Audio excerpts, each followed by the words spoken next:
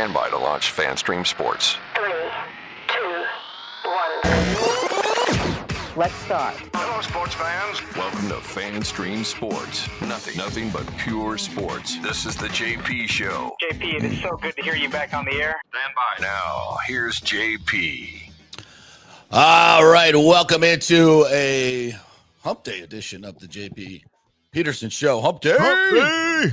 Yeah, we get to go talk to Baker and the boys today. Be looking forward to that after what was a very entertaining game at Buffalo. I think when you lose a game like that, the fan base, you're just really, really disappointed. Maybe sometimes we I definitely have some friends and fans that are like this. It's just like they can't enjoy the games at any point when they lose. And I get that. That's great. It's great passion for the sport. Great passion for the sport. But it was entertaining, extremely entertaining. And Bucs games usually are. That's the good part about it. So we get allotted to Bucs today, and get your thoughts as well. We haven't had a whole lot of time this week to get to the commenters. So we'll try to do a lot of that today. No guests today, so you just got me and Timmy, as long as Timmy lasts, because Timmy is he's fighting the old kidney stone today, playing hurt, stepping up. He's no LeBron. He is stepping up and playing hurt today. We appreciate that, partner. Yep. Nowhere else to go. Got to play hurt, man. So I it's may the be love of the doing game, the JP. second It's half of the show. It's the love of the game. That's what it is. Yes. All right. Well, hang in there, partner. We appreciate you playing hurt. We really do. The Rays made some moves. We'll try to make some sense out of that. Talked to Orestes Estrada yesterday on the O Show, and some of these moves came down. So if you want to go check out his thoughts on that, I'll relay some of them today. So we'll get into that a little bit. The Lightning last night, really, really good 5-1 win over the Devils. We'll get up all over that. John Cooper missed the game last night for personal reasons, and our thoughts and prayers going out to Coop. And hope everything's going to turn out okay for him. Jeff Halpern did a great job behind the bench, and the boys really played hard last night and played well against a really good Devils team. So we'll jump into that a little bit. College football playoff rankings came out. I'll admit, Timmy, I didn't watch the show. I'm kind of done watching the show. Really? Because it's irrelevant. It's irrelevant. It is. Yeah. At this point, it's irrelevant. It's just, the machinations and all the different things that can happen. So many games need to be played and everything changes once those games are played. There's no carryover week to week. And there shouldn't be, because the information and data changes when, schedules are so much affected by playing top 5, top 10 teams. And those games mean a hell of a lot more than maybe for some teams the rest of their schedule. So we'll get into that a little bit, but maybe kind of look ahead to what matchups might be coming. We can do that, and where those arguments are going to be coming down to. I think we're gonna have a lot of arguments at the end of this college football playoff, like who's worthy and who's not, because it feels like, anything after 5, it's kind of all the same, going back to maybe 15, right? Yeah, the group between 5 and maybe even 20. There's a lot of the same stuff, and good teams, not great teams. I think we maybe only have a couple of great teams, which is usually the case almost every year. But we have 12 in, and that's fun. We'll have a ton of fun with it. See, I don't know that we have any great teams this year, and I think that's part of the appeal of this season. You don't think Ohio State and Texas? I'm saying Texas A&M's a great team. Well, let's say elite. I think A&M's better than Ohio State, and I'm not saying that just on bias, because I cover Ohio State too. I talk that all the time. Yeah. And they haven't been really tested this year. Yeah. I don't think. Now, they've literally pretty much blown everybody out that they've played, but I just don't think they've been tested. I don't think Julian Sand has been battle tested quite yet, and he won't be not consistently. That's for sure. No, yeah, and he won't be until the playoff. But I think that's part of the appeal. The Aggies are really, really good, but I don't feel like even they're battle tested because of their history, right? They've just never really been in this position in the last 40 years. So you don't know what you're getting with a second-year head coach and Mike Elko there, and with Marcel Reed, he is a sophomore. He hasn't been in a playoff before, so I think that's part of the appeal that you get with this bracket when the final comes out. That you've got some of those classic teams that are back in the back of the field, and man, Texas probably isn't even going to make it. Nor should they. Nor should they. And look, we're going to have. You get beat by the Gators, you're out. Of course, I can say that about Alabama. You get beat by FSU, you should be out. Yeah, and they're probably going to get in. They're going to get in for sure. Of course. You're going to probably have 2 Big 12 teams in. BYU, and that might bounce Alabama out, because BYU and Texas Tech are both getting in. I'm relatively certain. And that might bounce Alabama. I mean, I don't know. And now you're going to have North Tech deserves it. I'm not sure about BYU. BYU. We'll see. I mean, they're probably going to meet in the Big 12 title game, but if either one, whichever. So if BYU wins the Big 12 title game over Texas Tech, they're getting in, but are you going to leave Texas Tech out for losing the Big 12 title game? You can't really do that. Yeah. So no way. And there was a time until before Texas lost to Georgia when we were looking at Texas A&M, Texas Tech, University of Texas, and North Texas. 4 teams from the state of Texas making up 1/3 of the college football playoff bracket. But the Longhorns, spoiled that against Georgia. But man, to me, it's the most intriguing. And I know it's only we're really early into this playoff system, but man, to me, it's the most intriguing that we've had yet. Yeah. Yeah. There's definitely no dominant teams, but I think Ohio State, Texas A&M, I think they've separated a little bit, but again, to your point, Ohio State just hasn't been tested. We don't know. So yeah. All right. Let's have that discussion as well. And speaking of college football, yes, USF fans, even some of my loyalist supporters have come after me viciously attacking me. So what is my response? I invite them on the show. Said, come on, Tally Bull, come on the show. Yeah. I think it's a great and fascinating conversations going to expectations of fan bases. So much so that, I'm not the only one noticing this, by the way. The USF fans have kind of gone off the rail. Your own campus newspaper has noticed it as well. The Oracle did a whole commentary on the fan base. It says, as Bulls football sits at 73, outspoken USF fans have taken to social media, have quickly identified third-year coach Alex Golesh as the problem. But in the words of the late USF basketball coach Amir Abdur-Rahim, relax. So, I'm going to kind of read their response as well, because I think it was really, well written. I like the fact that, it is the Oracle and it is the school newspaper. So I think it's kind of cool. And I think it needs to be addressed in a most positive way, by the way. I'm not here to spank the USF fans. That's not what I'm doing. I'm not here to run down the USF fans. And I think you saw this last week, Tim. I am unapologetically in support of USF, and I want them in the worst way to be relevant. It makes our show better from a business standpoint. More people watch. And maybe you're watching just to hate on me. That's fine. Love the numbers. Rush Limbaugh made a career out of that. So I'm okay to be hated. It's all right. I'm just trying to be objective. And I see certain things, and I'm not the only one who sees it. I even went as far as to text Rob Higgins today. I said, can we have a conversation about your fan base going after Coach Golesh? And I, and to some degree, maybe coaches don't read that stuff. It doesn't matter. I think they do. I think they very much do. And if I'm noticing it and the school newspapers are noticing it and it's a topic, maybe there should be some introspection on the part of the fan base, instead of always screaming and yelling at everybody who dares criticize USF one bit. Maybe be a little bit more self-aware. And listen, I try to take that same advice every day.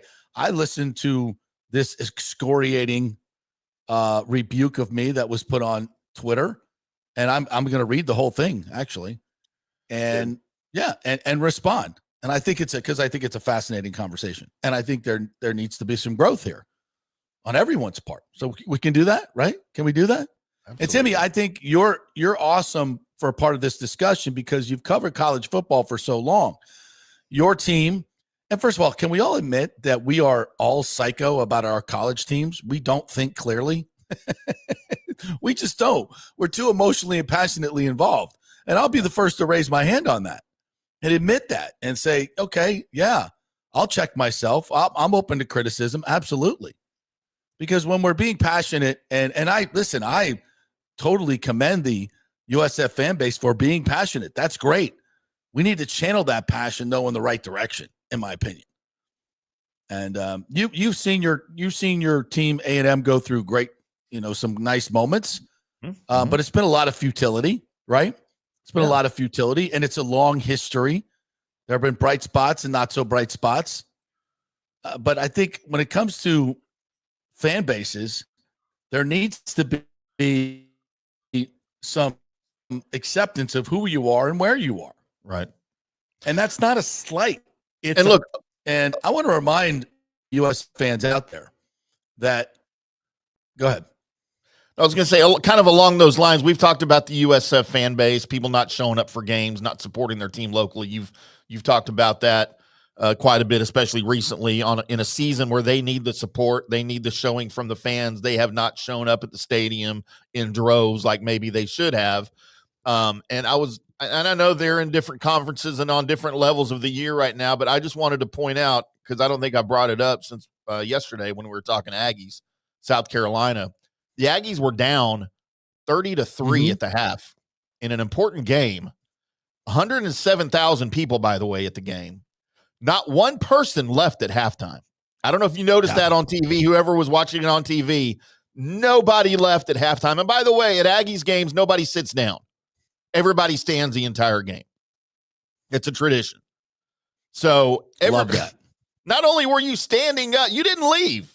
And to me, man, that is the kind of support. And trust me, the players notice that. The coaching staff notices that. Elko commented on it. He's like, yeah, I'll be honest, I couldn't believe the stadium was still full to start the third quarter. And he said that's a testament to this fan base. And man, that's the kind of support a program like USF needs right now. And it's when it's there, there's nothing like it. And there's nothing that can replicate it. No, and that's where I'm trying to get to, and maybe it would be best if I read the stinging rebuke first. Was this on Twitter? Because I tried to find it and I couldn't find it. Maybe that's a good place to. Yeah, it's on Twitter. Here, I'll call it up right here. It was written by. He deleted the post. Oh, that's why I couldn't find it. Oh, you can't do that, Tally Bull. I was just going to read it on air. I think it's, listen, you rip me. Yeah, that's fine. But I want, you made some great points. Okay. No, here it is. I got it. It's a little long, but I think it's fun. He says, there have been some overreaction by USF fans the last few days. Yes. But it surprises me that JP Peterson Show and others still don't appreciate what USF fans have gone through since 1997 and how devastating Saturday's loss was. He doesn't appreciate it because at bottom, he's not one of us. 100%. 100% true, bro. I don't come from your perspective. I totally get that and fully admit that. But maybe some outside perspective will help you here. And we'll all learn something. Because I'm learning something from your post for sure and taking it to heart as well. USF fans, you'll never forget any real sympathy from media figures. You'll never get any real sympathy from media figures outside our USF community. You'll get some pandering here and there, people who wear hats and T-shirts and especially if we're doing well in the field, then sharp criticism the moment you express some severe disappointment after what was perhaps the most devastating loss in team history to date.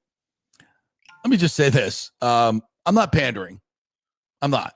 I'm truly interested in USF doing well. I mean, that's obvious from the business model that we've created.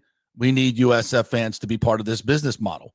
So selfishly, for me and my partners, we have no interest in alienating USF folks. In fact, we have a great interest and have taken a great interest in cultivating said fan base. So maybe not look at it as pandering, and and look at it as support and true support.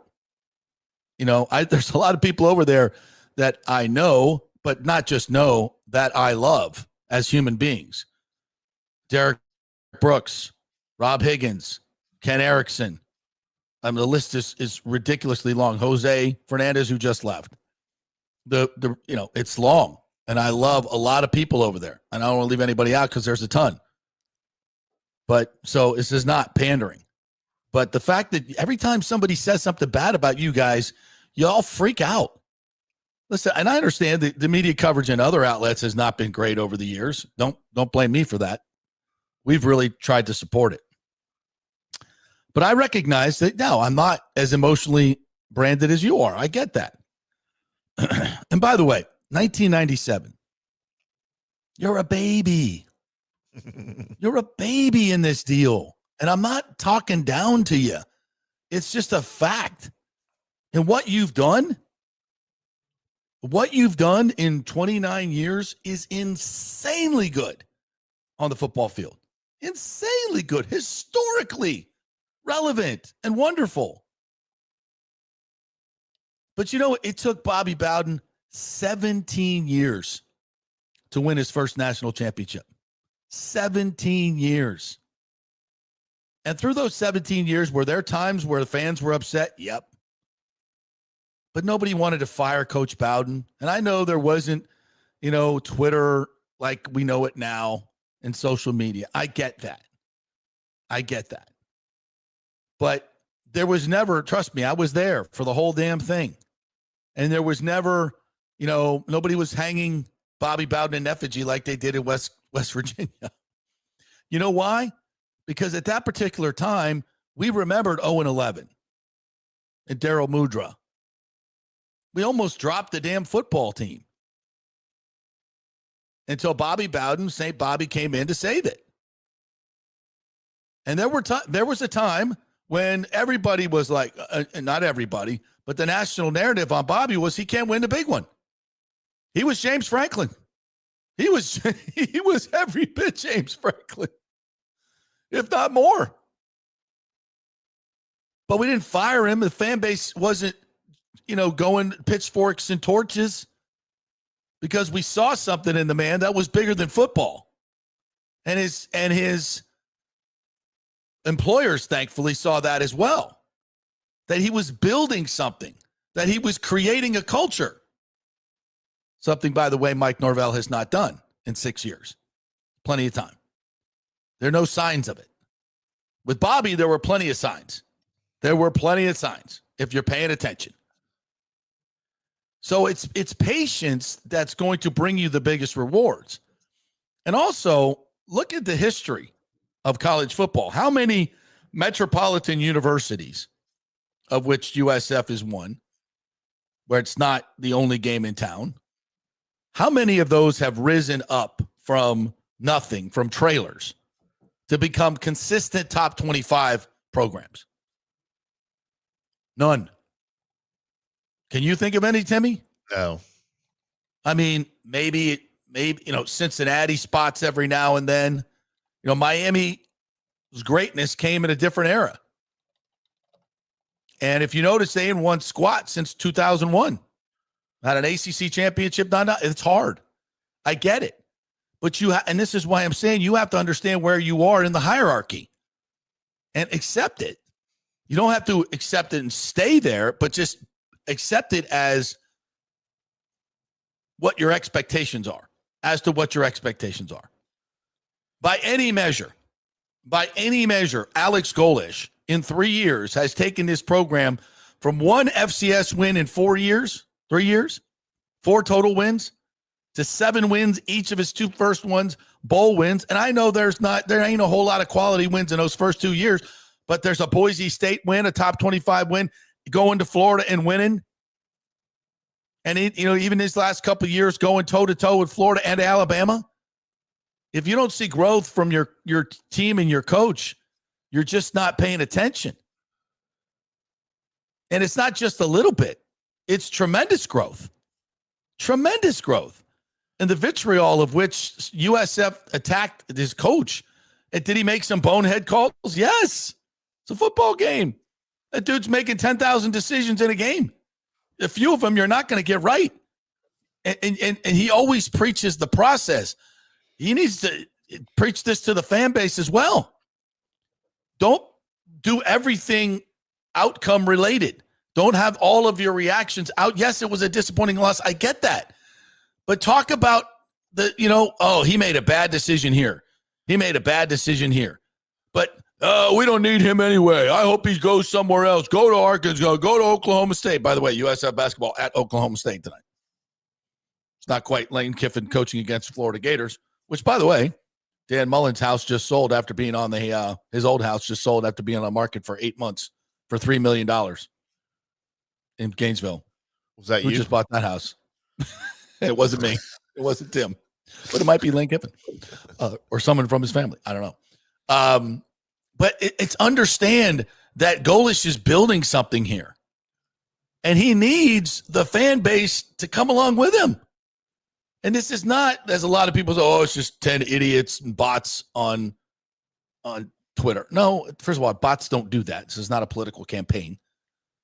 Nobody's, unless some crazed UCF fan is out there creating bots and trying to destroy which I guess we can't put that past people, right? But it's the vitriol directed directly at the coach. And that he's not a good coach and doesn't need to be here and needs to go and all. Like, you're out of your effing mind. And it's not just a few, it's a lot. And if he leaves, you can't really blame him, to be quite honest. All right, Tally Bull continues here. I want to continue. See, there's fans of other schools with just as toxic, if not more toxic. That's true. Fans as us, FSU fans, were celebrating how amazing Norvell was as recently as September because of their big win over Bama. But the moment they lost to Stanford, they were out for blood. Still are. If you listen to JP's show and others, patience and rules for thee, but not for me. Spare us the righteous indignation and hypocrisy, JP. You scold USF fans for the same identical shit you and your like engage in almost every single day, especially after FSU's loss to Stanford. But FSU should never lose to Stanford. That was unacceptable. Fire Norvell. Thing is, like I said yesterday, money and expectations don't win football games. You and Joey Knight love to talk about attendance. Is FSU's attendance good? Yes.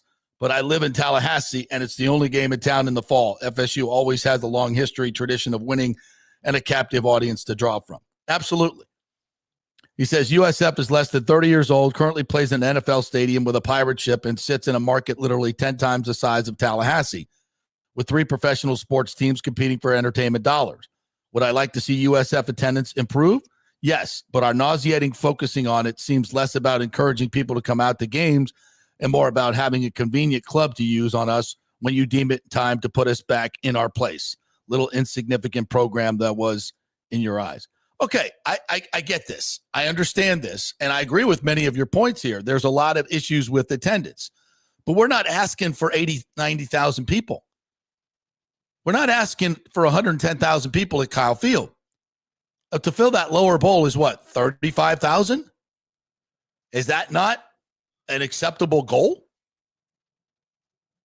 Is that not acceptable? And I so know some of the attendance numbers. There was 30, I think 49 for the homecoming game. So it's there. It's there. It can be done. And I'm not using it as a club. I'm just trying to explain that, for recruits and stuff, for the crew. I was there at the game the other night, and there must have been 200 recruits.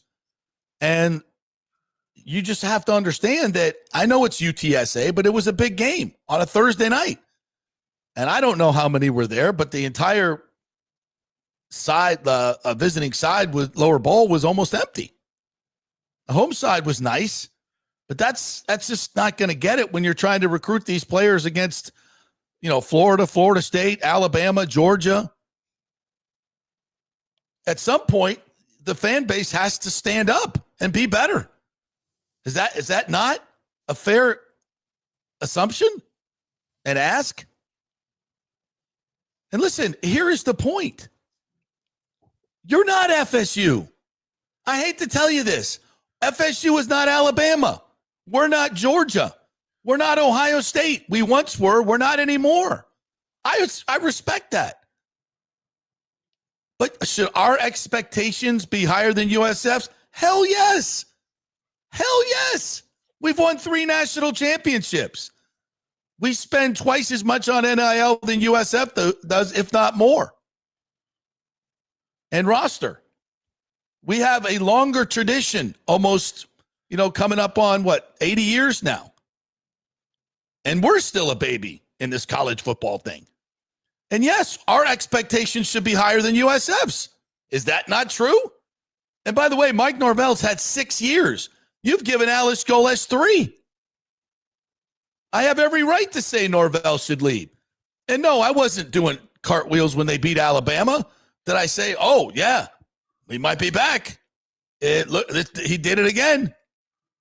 And then followed by, let's see what happens the rest of the season. And we've seen what happened the rest of the season. And it's just as we suspected. The guy can't build anything of consistency. And he needs to go. It's a totally different situation. Completely different situation. And the fact that many of you don't recognize it is part of the problem. I'm not talking down to you or admonishing you. Well, I may be admonishing you, but I'm certainly not talking down to you. I, as a person who has covered a major program, part of the radio team, part of within it, seeing exactly how this stuff works, and in a portion of their building in the early 80s and through the 90s, where they became a power. I know how this works. I've seen the template. And so is Timmy. We know how this stuff works. And a lot of the USF folks do too, because you were fans of other teams, of Florida and FSU and Miami when they were winning national championships. And yes, the game has changed completely. It has totally changed. But one thing remains the same. If you as a group don't pull in the same direction, you're never going to be good. You're never going to be good. I'm not saying the fan base can't criticize the coach. That's not what I'm saying. Criticize coaching decisions. Don't fire the coach. You all look like the Dr. Pepper commercial where you show up at the front of his house with the hot seat. Freaking love that commercial. And then cue the sign. Those are great. And it's like, yeah, it's you got to have some perspective. You got to have some perspective. You're a young program. You got a good young coach. And frankly, you got to do everything to keep him. And that's not doing everything to keep him. And if you think he's not paying attention to that stuff, I got news for you. How can you not? How can you not? Your student newspaper's writing an article on it. I think y'all need to have a little bit of self-awareness. That's all. And I tried to understand where you guys are coming from. And I get the emotion. I get the passion. I appreciate it. But at some point, yeah. Let me just finish his post here. Alex Golesh may very well leave or stay. I sincerely doubt he's making what decisions based on a handful of burner accounts on X have to say. That's always your all's default. Oh, it's just a handful of burner accounts. No, it's not. No, it's not. And you know it. You read it. You've been on its social media, Tallybull. You know more than anybody. Or what I have to say. No, he's not making his decision on what I have to say. But if you don't think this is part of the decision, and let me ask you this, would he be more likely to stay if the reaction to a loss like this was more reasonable and supported from the fan base? Yeah. I think that's pretty obvious. It works both ways. Works both ways. Is he paying attention to the negativity? Sure. Would the positivity help? Yeah, sure would. So let's not pretend like it's nothing. He finishes, I like you, JP. I like your pod, and I enjoy your takes on most things, especially the Bucs and the Rays. But your USF commentary the last few days is proof that you still don't understand USF and probably never will. Well, that may be true. That may be true. It's not maybe. It's true. I do not understand it to the level of your passion and your emotion. 100%. I fully admit that, but I'm trying to be supportive. And if every time someone criticizes you and you go off on everybody all the time, at some point you don't have a whole lot of supporters in the media. And I could go back to Steve Dumig and Chris Thomas and everybody else who went through the same thing I'm going through. And at some point, when you had 17 divorces, you ought to say, you know what, maybe I'm the problem. Maybe I should look at some things. Maybe. And I understand it's just hard because I'm talking to a nebulous bunch, right? Like it's not one person we're talking to.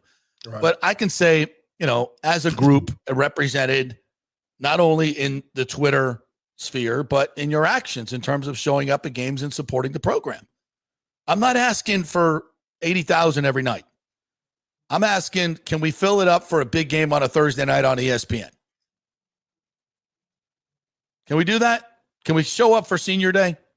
Let's turn this passion and emotion into something positive. So, all right. So, your thoughts on that? Let me get your reaction, Timmy. Yeah. But before we go to break here, I think part of the issue, and again, I'm so far removed from this situation, but just from what we've discussed on the show, from what I've watched this season and USF football, what I know about the fan base from being 1,000 miles away geographically, it seems to me that the fan base is very passive.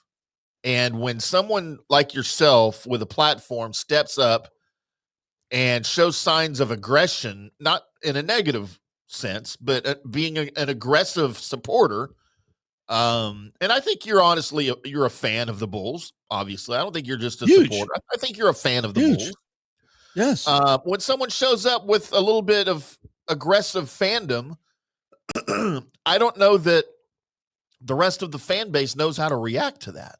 I think it's a foreign concept for a lot of those, and I don't know Tally Bull. I know that you do. I can tell by his Twitter feed he's a passionate Bull, and extremely. Yeah, and that's great.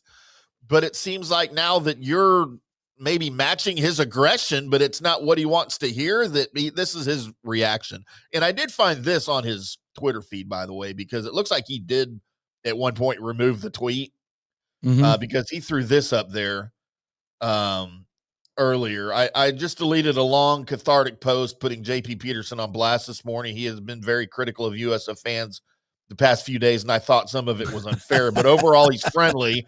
And I think I let my USF passion get the best of me. Rough week, go Bulls. So, he kind of apologized. But again, I don't know that anything he said was necessarily out of line. It's just his viewpoint on, and I think he's just as disappointed as everybody else, I think, and in the way the game went, and the way the season might have turned around. But, for the most part, I get it. I do. Trust me. And I love the passion. Aggies fan, I get it. I love the passion. And I read it and I was like, wow, man, this is a little surprising, but I get it. And I didn't hide from it. I'm not here and I'm not ripping him either. I just think, I'm saying there's some self-awareness that needs to be had on both parts, on my part and his part and the fan base's part. I think that's why I brought it to the table, because I think we can all be better from this. And we need to, as this program grows, all right, we're going to learn along the way. We're all going to learn along the way what works and what doesn't work. But I can tell you, just in life in general, when you're moving in different directions and, whether it's a family, a relationship, and people aren't talking it through, talking through their problems, we're doing here. We're having a little therapy session. You don't talk through your problems, and name calling and, insults don't help. It's very analogous to a relationship, what we're going through here. These things don't help. What we need to do is try to understand each other and come together and move forward in a positive way.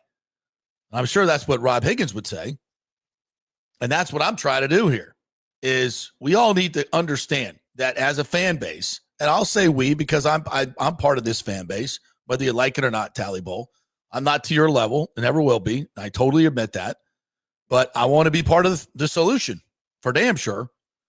I want to be part of the, the solution that makes this program grow. And I'm just trying to say, hey, this is not good. We need to be better as a group. We can criticize the coach. That's fine. His in terms of his decisions, but personal attacks and telling him to haul ass is just ridiculous. Absolutely ridiculous. All right, we need to hit a break, and when we come back, I want to get to all the comments here. And also, yes, we got to get into the Rays. Christopher Morel is gone. Yay. Boy, it just gets better, bro. Hey, we got rid of the owner. Now we got rid of Morel. Yeah, we are on a roll. Let's go. Let's go. We almost got a new stadium built. Man, this is going to be fun. All right, we are brought to you by the great folks at the G's Law Group, JEEVES lawgroup.com. They're local, they are trusted, and they get results. Don't go to a big law firm. That'll just make you a number, folks. And knowing the local legal landscape is very, very important to your case. So make sure if you're in an accident, Jeeves Law Group, JEEVES lawgroup.com, non-attorney spokesman, offices Tampa and St. Pete. And the great folks at Genesis of Tampa. You know, everybody likes to get something nice and shiny for Christmas. How about a new car for yourself or maybe for your spouse? Stop by Genesis of Tampa. Meet the great folks over there. Tell them JP sent you. Mike Murphy, the owner over there, is one of the new limited partners of the Rays. Great dude, great company, great local company that really invests in the local community. But that's not why you buy a car there. It's the deal, and it's the car, and it's the value, and it's awesome at Genesis of Tampa. Go check it out. Do the test drive. You'll see what I'm talking about. And they're offering some incredible lease specials now at the end of the year. So go see all the cars at Genesis of Tampa. They've got great new cars, gently used cars, all that stuff. And it's a great company, genesisoftampa.com. Back in 3. Experience the art of driving at Genesis of Tampa, where luxury meets innovation and every detail is crafted for you. From the bold G70 to the refined GV80, Genesis delivers power, elegance, and technology years ahead of its time. Book service online, and our Genesis Experience advisors will pick you up and drop off your vehicle. If available, you can enjoy a courtesy car while yours gets a complimentary interior vacuum plus a generous offer for your trade. Every new Genesis comes with the Miracle Advantage Plan, 10 years or 250,000 miles of powertrain warranty and 4 years of complimentary maintenance. Visit us at 801 East Bears Avenue or online at genesisoftampa.com. Genesis of Tampa, luxury redefined. Italiano Insurance would like to congratulate the Bucs on their 50th anniversary season. And you know what? We've been here for every season and then some, over 60 years in business. We've seen some smart coaches with great game plans, but if you don't have flood insurance or business insurance, that's a terrible game plan. That could ruin you financially. You don't want to take that L. So call 813-877-7799 and let their friendly agents quarterback your insurance and save you big money. Italiano also sponsors our FSU report every week. So go Noles. 813-877-7799 or go to italianoinsurance.com. Although it may seem tempting to go without health care insurance, the financial risk far outweighs the gain you may experience. For example, did you know if you simply broke your leg, it could cost you nearly $7,500? Put on top of that a hospital stay, you could be looking at $10,000 to $15,000. Ensuring that you don't go uncovered is so important, as according to CNBC, high medical bills are the highest contributing factor to why Americans end up taking money out of their retirement savings, or worse, find themselves filing bankruptcy. So go to don'tgouncovered.com or call 800-669-1505. Now, depending on your income, you can get plans for zero premium. Our experts will guide you through the process effortlessly. They will shop many plans and find the one that's right for you. I called and I have full health coverage through Florida Blue for zero monthly premium. It's a free call. So why go uncovered? It's a huge risk.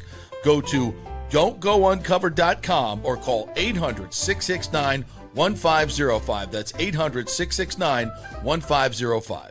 Are you having legal issues with a business partner or other legal business issues? The attorneys at Walters, Levine, and DeGrave can help. Call 800-616-0384 for a free consultation. At Walters, Levine, and DeGrave, we've redefined what a law firm can be with top-tier attorneys, personal service, and 26 years of success. From business law to civil litigation, we deliver smart, client-focused solutions. Walters, Levine, and DeGrave recently won a $6.4 million jury verdict from a large real estate developer, and they can win for you too. Walters, Levine, and DeGrave. Let's solve it together. Not attorney spokesman. For a free consultation, call 800-616-0384 or go to walterslevine.com. Offices Tampa, Sarasota.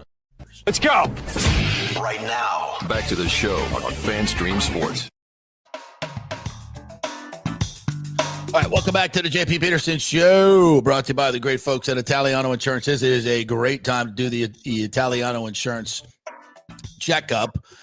Because, man, things are getting so expensive. So it's not just what you make, it's what you keep. So if you can save a few hundred, maybe thousands of dollars on insurance, why not do it? And you don't have to do the work. Just call them at 813-877-7799 and say, insurance is killing me. Can you shop this around and save me some money? JP told me you could help me out, and hopefully you will. I've had so many stories, people walking up to me and saying, oh, Italiano, save me $1,000 on this. Save me. One business client got $26,000 savings because they were doing their business insurance with their golf buddy, and they finally said, you know what, maybe I should shop it around, and called Italiano, saved $26,000. So that's not typical, but it could happen to you. The point is, let them shop it around and find out if they can save you money. 813-877-7799. What would you do to your golf buddy, Timmy, if like you called another and like, dude, I've been paying $26,000 more a year from my business. What kind of commission you making on this, Jack? That's insane. I think that he wouldn't be my golf buddy anymore. No, and I might not at all. With my 7-iron would finally get some good use. Produce some results for once. Be a bloody mess. Yeah, that's ridiculous. All right, JP. Before you get to comments or wherever you're going here. Yes, sir. Can I steer the ship for just a second? Absolutely. I like when you let me steer things. It's fun. Except for your BMW. I don't want to touch that. So the Dallas, what I need to do is pick JP's hockey brain here for a second, because the Dallas Stars fall to the New York Islanders last night, 3-2.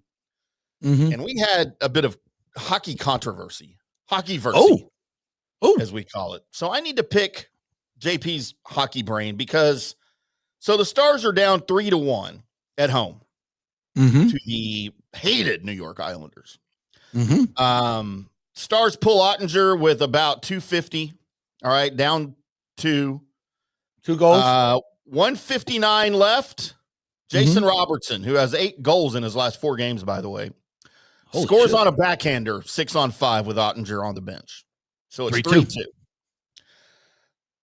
With 28 seconds left in the game, Mikko Rantanen gets ejected for boarding Romanov.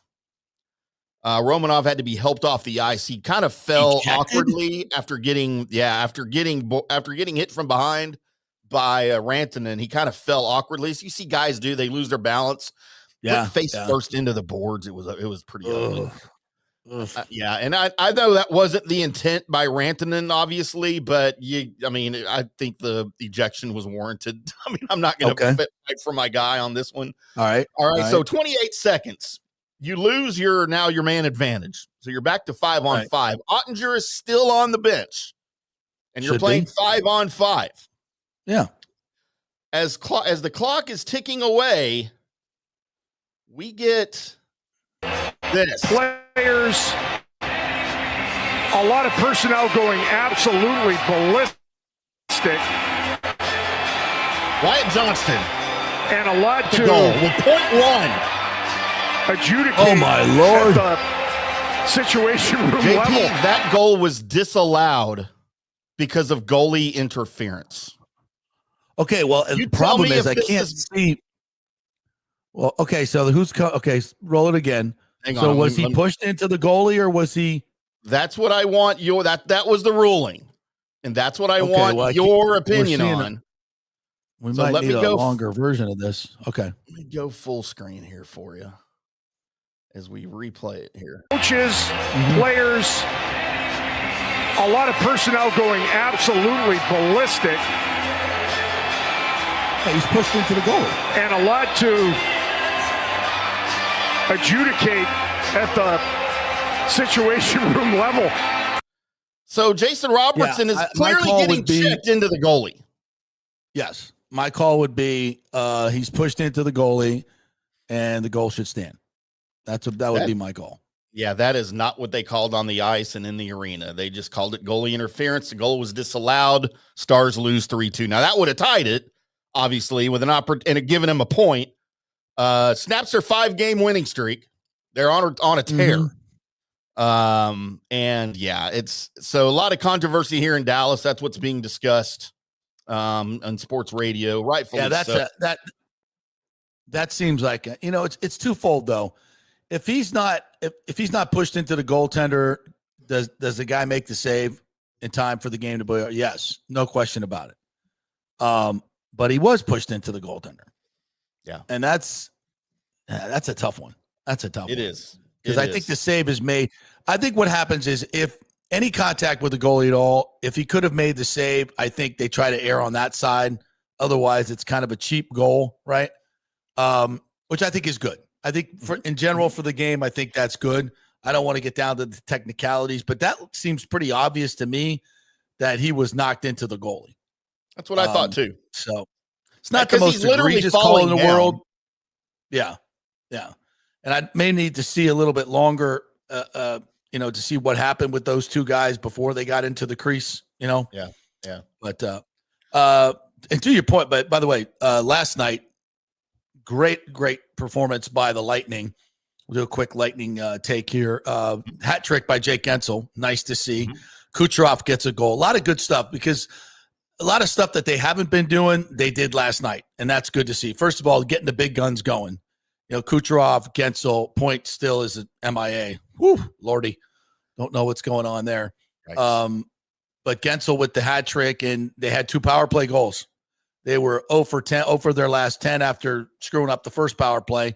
And then Radish from the point hits Gensel's stick, who's right at and Gensel switches to the left side instead of the right side. So opposite where the bumper guy is. I think that opens things up a little bit more on that side because they're still trying to feed Bjorkstrand for the one-timer, and he's struggling mightily on that. Looked a little bit better yesterday. He still needs to elevate the puck. And again, expectations. He's not Steven Stamkos, and he never will be. But he's got to be better than he's been. Absolutely. 100%. Neither is Steven Stamkos anymore, though. Yeah, true. So yeah, it's Gensel gets 2.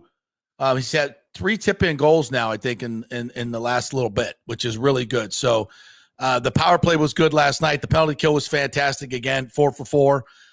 They had a 2-goal lead going into the third, and they didn't give up 5. And instead, they allowed just 6 shots. Allowed 6 shots from a very good Devils team. Very good. Now, Jack Hughes wasn't playing. How about that? I need to know the true story of the Barstool steak dinner where he sliced his finger off. I think we all need to know the true story there. But anyway, and speaking of that, did you see Scataboom at WWE the other night? Doesn't he have like an ankle dislocation? Yeah, he's on a scooter. He's fighting with he's part of the script and getting knocked back by. What the hell's going on there? Media is going crazy about that yesterday. As they should. See, and I disagree, man. So what? It's all staged anyway. We know this. I know. This was all set up. It was approved by the league. It was approved by the team. It was fake pushing. It wasn't even real. I've seen the video. It was approved by the team? It was approved by the team. It has to have been by the Giants. I don't know about all that. Anyway, it's crazy. But I thought it was cool. I'm a Cam Scatterbo fan for sure. Oh, I am too, but it's a little nutso. But anyway, so getting back to the Lightning, great performance last night. The penalty kill was fantastic. Vasi was really good. Vasi was great Saturday. He was fantastic last night. He made a glove save that was just absolutely scintillating. So he looks like he's really, really rounding into form, which is great. And it also looks like Johansson's going to play a lot more this year, which is great to give Avassi a little bit more of a break, keep him fresher for the playoffs. I think that's a great development.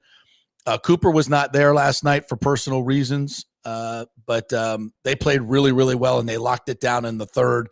They were down top 4 defensemen as well, and they brought up Carlisle and what is his name? Scatini. I screwed it up. I wrote it down and I it. Anyway, the 2 guys from Syracuse who never played together before. Which is, you thought they would have played together, but and Engblom made a great point on the post game show. Sometimes when you brought up from Syracuse and you have to play with Hedman, you're constantly deferring to him, or McDonough. You're constantly deferring because you feel out of place. Whereas if you're paired with somebody from Syracuse, you just play your game, right? And so I thought that was really interesting point, and they really looked connected and played really well together. Against again a really good Devils team. So. Big 5-1 win last night. They got Edmonton coming in Thursday night. Connor McDavid and the boys and Draisaitl. Woo, that should be good. That's gonna be a good one.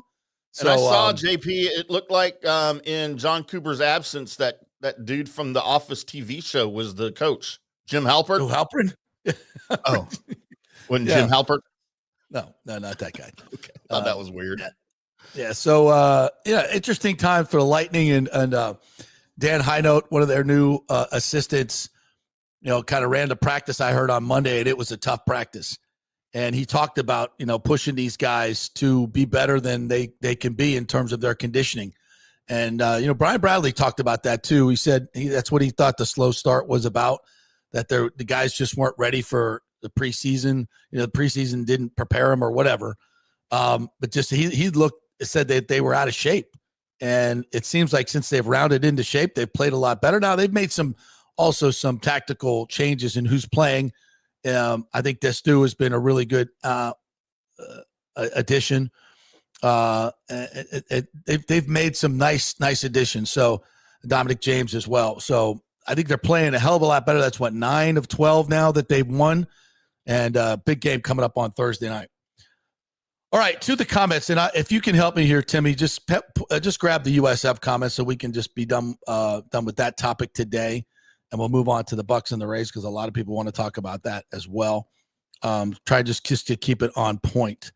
If you see some of those, and yes, as we will get to Morrell here in a little bit. Richie P says, as a USF basketball season ticket holder, I love supporting the local school, but I can honestly say I really appreciate the passion out there. I just wish there were more of us who showed it. Yeah. But in a more positive way. Again, criticizing coach is not the problem. The coaching moves, but it's the personal get the hell out of your stuff. That was way too much for me. James says, JP, USF brass made so many bad decisions it has affected the fan base. You lose 2 conference games to Memphis and Navy, and most fans say, wait a sec, every time we have a program-changing game, we lose. Yeah, that's how it works, though. When Florida State back in the 80s went on, when Bobby was the king of the road and went on, beat Ohio State on the road in Nebraska, they didn't win all those games. Yeah. And we got, in 83, 84, 85, after going to, 2 straight Orange Bowls and undefeated, there was a lull. There were some 6-5 seasons, and some losses to Southern Miss. But you don't, fire Bowden, get him out of here. Can't win a bit, no, you got to stay patient. You got to stay patient and say, boy, that loss sucks. And our guys didn't play well and Bowden got out coached and we got to be better. That's fine. But, the vitriol and get the hell out of here stuff is, I don't know. But again, I understand the passion. Marty Aaron says, good show. We all need to remember that this is entertainment. That's all. It should bring us together, even with different viewpoints and teams we support. Let's have fun. Yeah. Thank you, Marty, for that. I mean, and I forget this sometimes as well. That's kind of my point, about the Bucs game. It's entertainment, folks. It's not life and death. It's entertainment. It's supposed to take us away from our shitty lives, and so we can enjoy some stuff. And we get so emotional and so frustrated over it. I think we're losing the point. We got to keep it in perspective. And listen, in my younger days, I was, FSU would lose games and I would get that pit in my stomach, that feeling. Yeah. I've stood under the uprights and watched, Dan Mowry and Jerry Thomas and other FSU kickers wide right, miss makeable field goal, wide right, wide left, whatever. I've been there, bro, and it sucks. But we have to keep things in perspective. First name Greatest says, I think I've gone to more USF basketball than football. Maybe because it's on campus. Interesting. Cole says, you're a big part of the solution, JP. Thank you. You're more of a solution than most diehard fans. Thank you. Hope so. Richie P says, I had a friend say last night, I'm getting too worked up over USF. And I was like, no, dude, you're vested, active alumni. We need more of it. We are not there as a university where it's toxic yet. I don't know. Like the Gators fan base. Every fan base has a toxic wing. We all do. Yeah. But we got to, it's like our country. We need to keep these people under wraps a little bit. We obviously you have every right to say what you're going to say.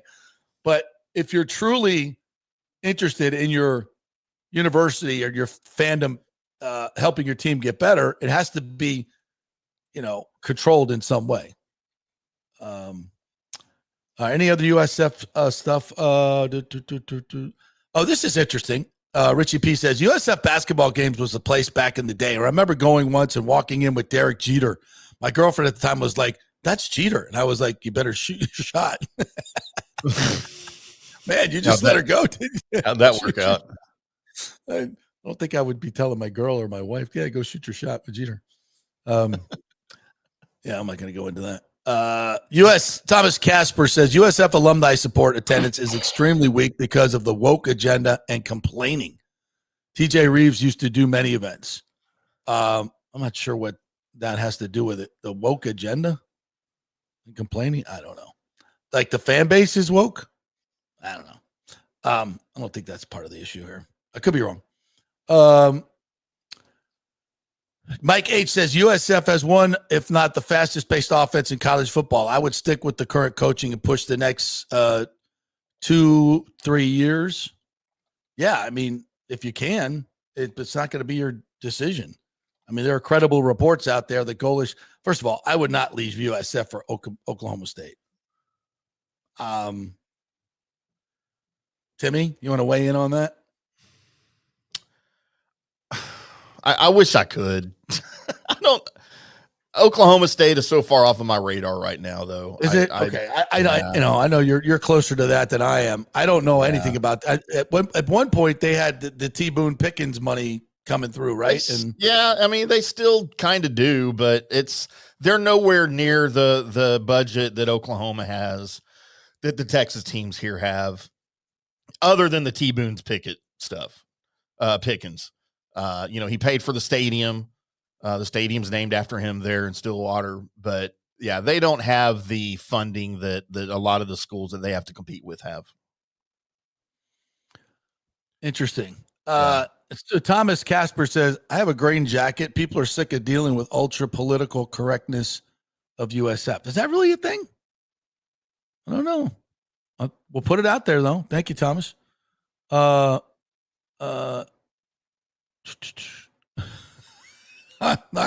am not going to the Epstein list. I'm sorry, Richie P. We're not doing that today. Not today. Maybe some other time. But which, by the way, this is the same. Like, we're all waiting for this. We already know this story, don't we? All this information has already been out there for a long time. A lot of people just don't want to believe it. Yeah. Information is out there and has been for a long time. We know who the people are. And we know where they've been, and we know what they've done. Many of you, I guess, are waiting for some confirmation from some source that you, I don't know what that's all about. But I think we all pretty much know what happened there. And and I think none of them will ever be held accountable because those are the people that run the world. Cue the George Carlin bit. It's so great. It's an exclusive club, and you ain't in it. Mm-hmm. All right, what else we got here? Can you imagine if George Carlin was still alive doing his bits? Oh my Lord, with all of the wokeness in the world right now, and Yeah, we need some of that common sense. Yeah, he's Don like Rickles. one of the. He's like one of the old. Hey, I don't want to get political, but he's like the old liberals. Loved him. Like I was part of that. Like I loved what he said and how he said it. Absolutely, he's one of my freaking heroes. But I think he'd have a field day with the wokeness. Absolutely. First name greatest says Buck fan base is 1,000,000 times bigger. I never see anyone wearing USF football gear anywhere. Yeah. So all right, I don't want to spend the whole day on USF, but that was I think it's a great conversation. We got a really good conversation going. And again, I invited Tally Bull to come on the program, so maybe he'll take me up on that, and we'll have a spirited discussion because I want to learn. I want to be better. I want to be better for the program. I want to be. I don't want all the USF fans to hate me. I'm trying to support your team. Man, it's just like they don't care. I don't know. All right. Speaking of negative, Bucks Basement is in. Says also Cousins is now the quarterback going forward for the Falcons. The only team that made him look good last year was us. He got 800 yards and 8 TDs in 2 games against the Bulls defense. Yeah, and that's 100% true. Although I have heard that there may be Penix is not done yet. So, but I think moving in the near future, it's going to be Kirk Cousins. That is I tell you what, that Falcons franchise, Terry Fontenot at the top of it. And I hate it. I mean, I worked for him for a couple of years and I love Arthur Blank and I think he is a saint of a man and he is a great owner. And boy, does he deserve better. But he's making these decisions and the people that he has put in charge have let him down big time. I think Terry Fontenot's worn out his welcome for sure. Yeah. I mean, it's been a disaster. The whole drafting of Penix and signing of Cousins, those things do not conjoin. A wasting of resources, panic moves in the draft. But that's theirs. But listen, if Kirk Cousins torches this defense in a couple of weeks and doesn't do anything against anybody else, that is a egregious indictment. Or I should say a perfect indictment of what's going on with this Bulls defense. And folks, I'm not here, and I said this yesterday, I'll repeat it because we have a lot of comments on the Bucs defense because the topic is, can the Bucs defense be fixed? We got to hit another break here, so I'm going to do that. I'm going to hit a break, pick out the best comments on this, and we're going to come back and we're going to do that. And then we'll get to the Rays as well. Can this Bucs defense be fixed? It's a very complicated question, in my opinion. And I will also say that we could have done more to fix it, and we didn't. All right, we are brought to you by the great folks at Riveters. We love Riveters, the best sports bar in all of Tampa Bay. And it is located just north of 275, just south of the stadium, right there on Dale Mabry, where that spaceship is. And let me tell you, folks, the food is fantastic. It's not just a sports bar with sports bar food. The prime rib sandwich is amazing. They do a prime rib dinner on the weekends that is absolutely insanely good and a tremendous value. The chicken wings are just the best I've had anywhere. Love their chicken wings, and all the sauces are made fresh. Everything is made fresh. They really, really, really take they're not just slopping food out there. They care about what they put out, and they care about the service, and that is unusual in this day and age. The Riveters experience is a great one. So many of you have passed it on to me. So please go on in there. Tell them JP sent you. If you're going to any event over there, it's always a great place to stop. Where are we going to pregame? Riveters. Great prices, great value, great staff. Love those folks. Back in 3. Stay with us. It's the holiday season, so come visit the wonderland of jewelry at the Gold and Diamond Source with over 25 times the inventory and selection of the average jewelry store. Guys, get your shopping done early, and if you have no idea of the trends and styles that your lady wants, that's cool. The incredible staff, led by Julie and Steve Weintraub and family, will offer up some great ideas with no pressure.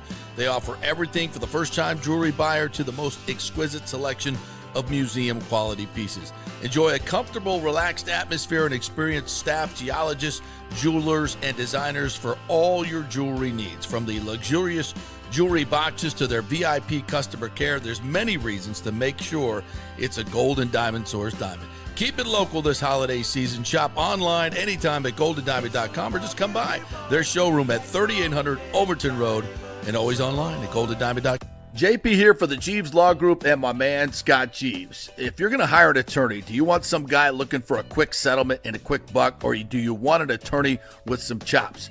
Scott is a board-certified civil trial lawyer and a certified circuit court mediator. Been practicing in the Tampa Bay area for over 30 years. He is a peer-reviewed AV preeminent rated civil trial lawyer. They just don't hand out those classifications. He's been the lead class action counsel on many complex consumer protection cases and has handled hundreds of serious personal injury cases. He's dedicated his career to protecting injured victims and is committed to vigorously representing you. We're local, we're trusted, and we get results. Personal injury and personal attention. Call for a free case evaluation. That's 888-9-JEEVES. That's 888-9-JEEVES. The Jeeves Law Group. Welcome to Kingmakers, home of the JP Peterson Show studio and Tampa's premier business networking and social club for members only. By day, it's an exclusive, vibrant co-working space with a stylish conference room, focus rooms, a full production studio, and an in-house marketing team. And by night, Kingmakers transforms into a sports-centric social hub with a full sports bar, golf simulator, and exclusive events. For young entrepreneurs and seasoned professionals, it's the perfect place to work hard, play hard, and make big moves in Midtown Tampa. Close the deal, celebrate the win. Only at Kingmakers. Become a member today at kingmakerstampa.com. Your business, your club. Are you looking for an honest AC and plumbing company? I mean, that's like trying to find a humble Saints fan, right? Well, try my friends at Third Generation AC and Plumbing Services. Been in business since 1995 here locally. And listen to what one of their customers said.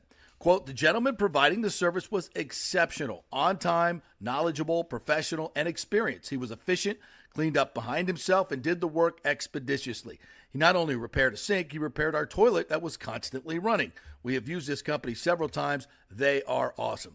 Says it all, folks. Testimonials really say it all. Call 813-961-8024 for honest, fast service. 813-961-8024 or thirdgenerationplumbing.com. We also do AC. Ciao, Paolo Tini here, owner of Caffè Paradiso, voted number 3 People's Choice Award on Open Table. I want to thank all our loyal family of customers that have been enjoying our great traditional Italian dishes we make from scratch every day. It's a great family story we're proud of. Our family moved from Rimini, Italy in 1984. My dad, Caesar, started Donatello, and that's where I got the start in the restaurant business. I started Caffè Paradiso on South McDill in 1995, and we've been there ever since. From our traditional ossobuco, a veal slow roast for 4 hours, to our daily fresh catch, the Gruppo Paradiso, with a piccata sauce and lobster claw meat, homemade pasta like lasagna, farfalle salchicha, which is a bow tie pasta homemade with fresh sausage. Hold on a minute, JP's favorite. I love it. So come and have a glass of wine with me on South McDill. Get a reservation on Open Table and see all our 5-star reviews. Ciao, see you soon at Paradiso. Let's go. Right now, back to the show on FanStream Sports.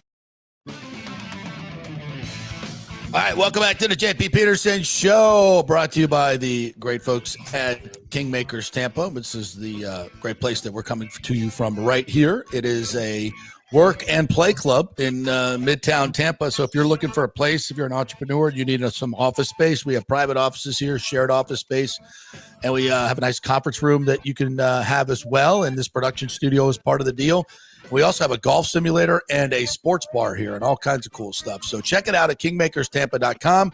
Come on in for a visit and say hello and become a member at kingmakerstampa.com. All right, my friend. So I asked the question, can the Buccaneers pass defense be fixed? So let me just give you a few numbers here. So I asked AI, because they're always right, by the way,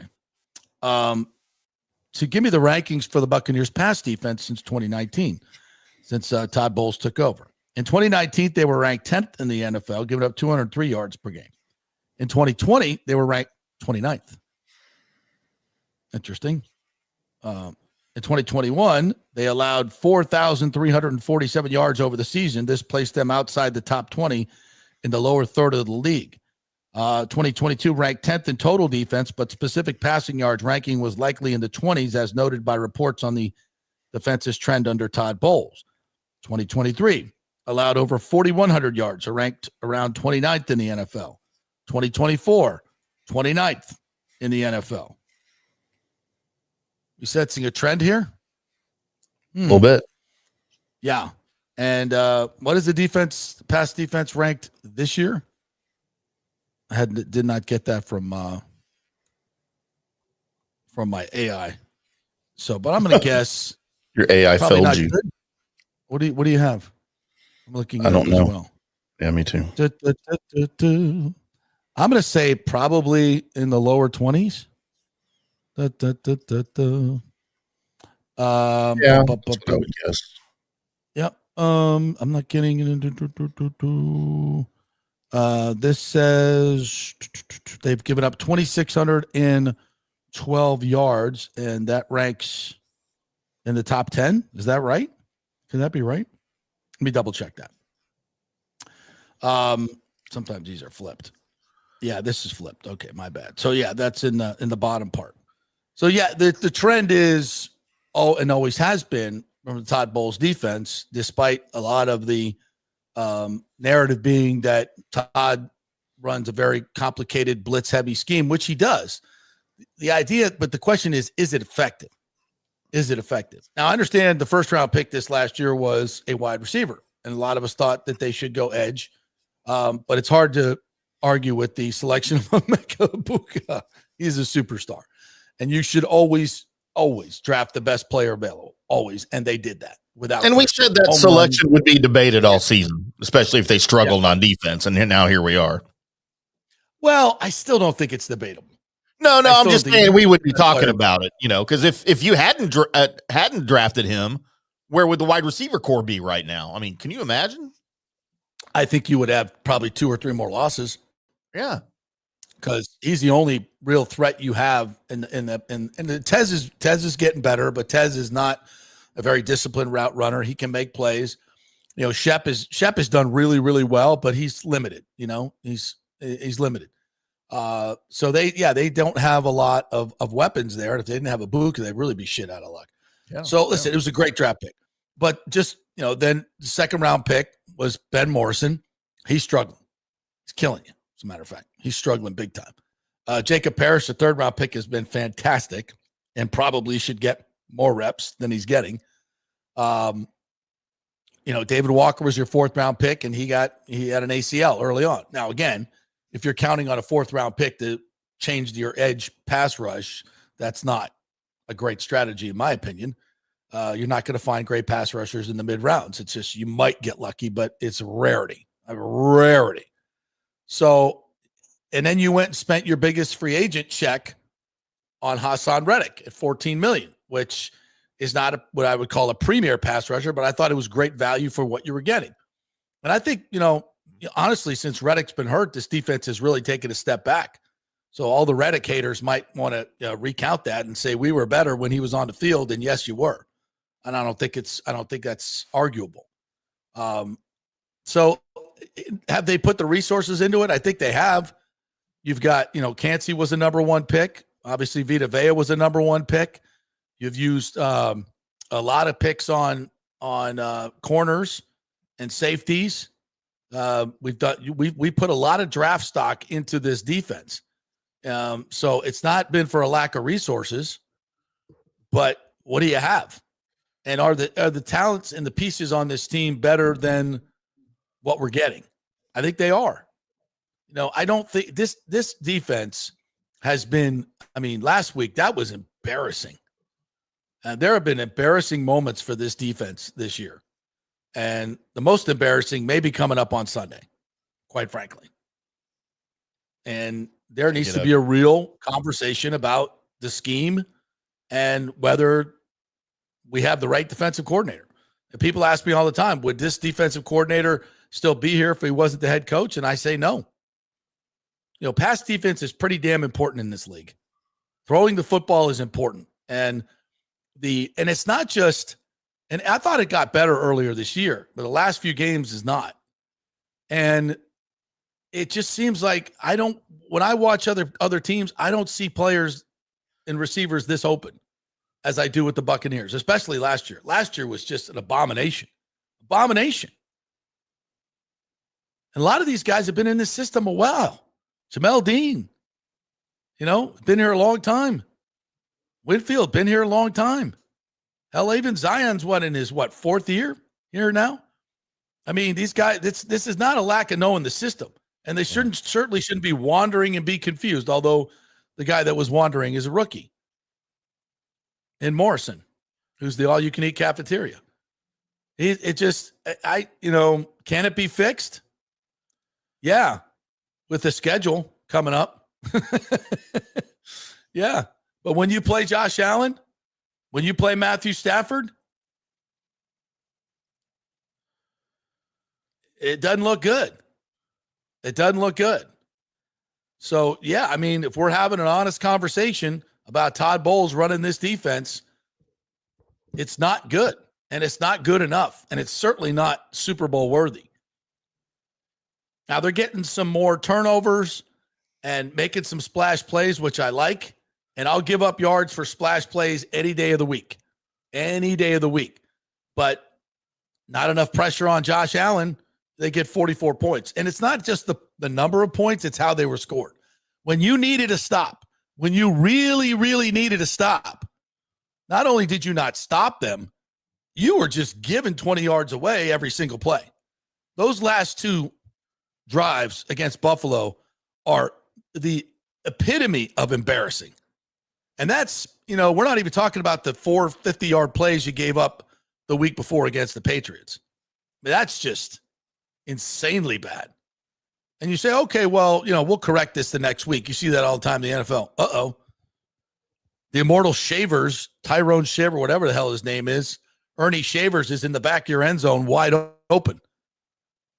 As Josh Allen runs around for 7 seconds against a 3-man rush featuring a bunch of slow defensive linemen and nobody that can athletically spy Josh Allen or get to him. The first play of the drive after you punt in the fourth quarter, which you never should have punted. Your linebackers back up 15 yards, allow James Cook to catch the ball 10 yards down the field next to another wide open tight end, and then run for another 8. It's just a gifted 18 yards just to start, just so we can get the the next drive going, the go ahead drive going. Jeez, oh Pete's. You're running quarterback power from the 9-yard line, and the quarterback's not even being touched because nobody can get off a block. That's really, really bad defense. And Todd Bowles knows this, but can he fix it? Can he fix it? I mean, clearly personnel changes are not happening. Do I think it would? Did I ask for an inside linebacker and an edge and some help for this defense? Yes, before the deadline. Did they do it? No. Again, tough to criticize. We don't know what the deals were. But this defense, if your thought was, oh, you know what, Todd will fix it. We got enough guys. They don't need help. Well, the first example and the data in on the first game, not good. Not good. So my verdict is, can this defense be fixed? It'll be better against Bryce Young, I hope, and Kirk Cousins, I hope, against Jacoby Brissett, I hope, but against Matthew Stafford, bad timing. Bad timing to get the Rams on the schedule right now. Yeah, and they had a bit of a slog against Seattle in terms of scoring points, so they're going to want to flex a little bit this week. And can you imagine what Sean McVay is doing looking at this Buccaneers tape? Licking his chops. Can you give me an AI cartoon of what Sean McVay looks like with his Thanksgiving dinner, perusing the tape of this Buccaneers defense? I think you're going to come up with something, aren't you? Yeah. Let's see what I can do. Just think about that for a second. That's a big old turkey leg and a guy salivating over it because there's a lot to eat. There's a lot of eating opportunity. You want to talk about a cafeteria and an all-you-can-eat buffet. Sean McVay is licking his chops. And if I were a Bucs defender, I don't know. I'd look at that tape and try to have a little bit of pride and say, damn, guys, we're better than this. We are better than this. Not that I hate to put Bucs basement up here like this, but when he's right, he's right. Says, I've already taken the over on points in Stafford's passing yards. Those just feel like free money at this point. Yep. They really do. All right, what else we got from some of the fan base here on the Bucs?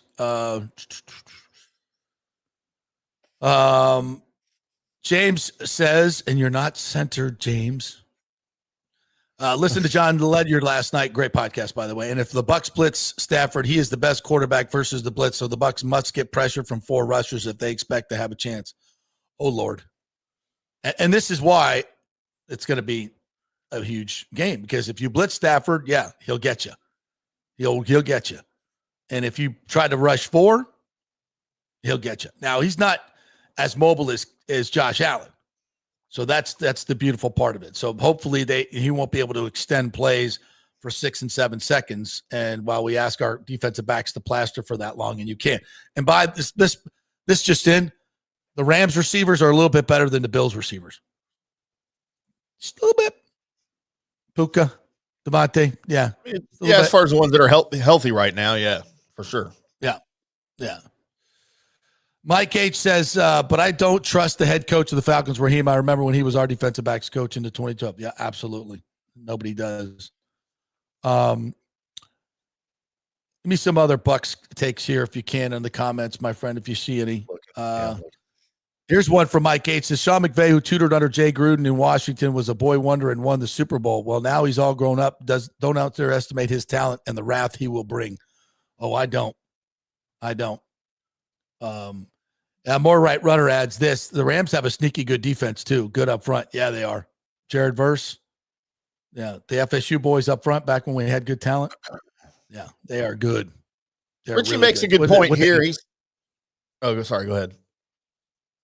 I was just going to say, the Rams defense is they held Seattle, to 19 points, 4 turnovers by Darnold. Yeah, it's good. Richie makes a good point saying McVay's offense, since he's been there since 2017, 2016, something like that, going on 9-10 years. His offense has certainly evolved because he is an offensive genius, as we've come to find out in that time. But what could be said about Bowles' defense since he's been in Tampa Bay? Like, how much do you think Bowles' defense has evolved since he got here over the years? Hasn't. Yeah, it's the same defense, right? It's exactly the same defense. It's the same problems every year, Pass defense, guys running wide open. And we're constantly drafting defensive backs, constantly. First name greatest said Rams D has given up 17 points per game. Todd Bowles is puzzled as he's been here 7 years and can't figure out how to limit teams. Yeah, it's just, I don't remember. I mean, there have been certain moments this year where, wow, the defense is playing really good. And then there's the next half, it's awful. Like against the Eagles. The defense, first half, Eagles ate whatever they wanted. Second half, they had minus yards. I mean, weird.